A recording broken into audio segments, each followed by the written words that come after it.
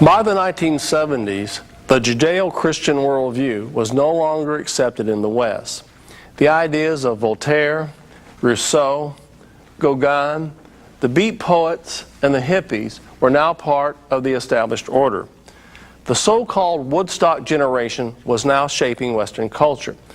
But the Woodstock generation did not replace the old moral order they had destroyed.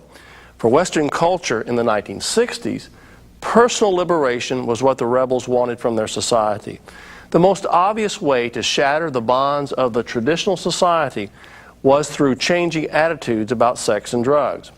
By the early 1970s, gay and lesbian sex was a political gesture as well as a sexual preference, challenging the established and historical ordering of human relations. Therefore, the sexual revolution was about more than sex.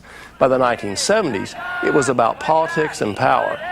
Act up! Fight back! Fight AIDS! Act up! Fight back! Fight AIDS! The Woodstock generation had idealistically imagined a world of several billion human beings, defined and governed by their individual and subjective desires.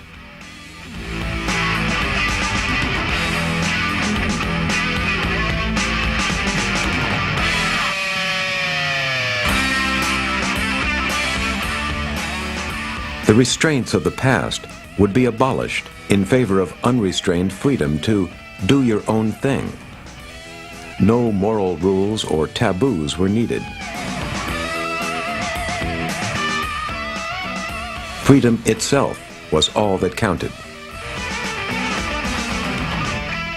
It soon became clear, however, that hedonism was not a sufficient basis on which to build one's life or a just society. The Woodstock generation soon began to lose their ideals. Many would become the yuppies of the 70s and 80s.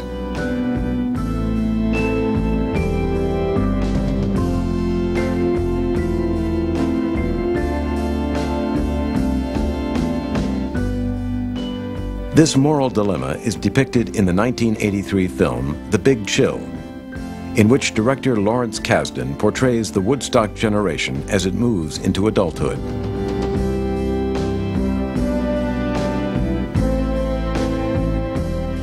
The Big Chill is about a reunion of friends, most of whom have abandoned their idealistic 1960s faith in social activism for the money, comfort, and success of the 1980s middle class.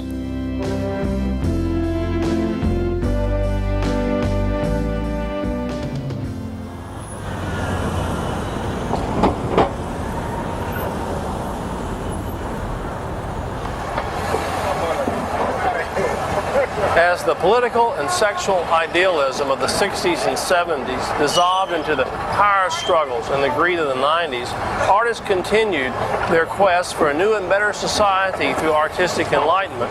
The influential artist Joseph Beuys, who died in 1986, dreamed of a transformed society through art and artists.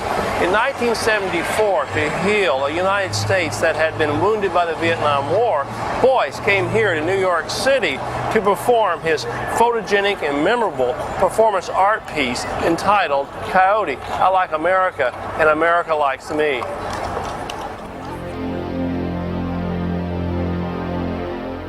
Coyote was a 5-day dialogue with a live coyote from the American wild.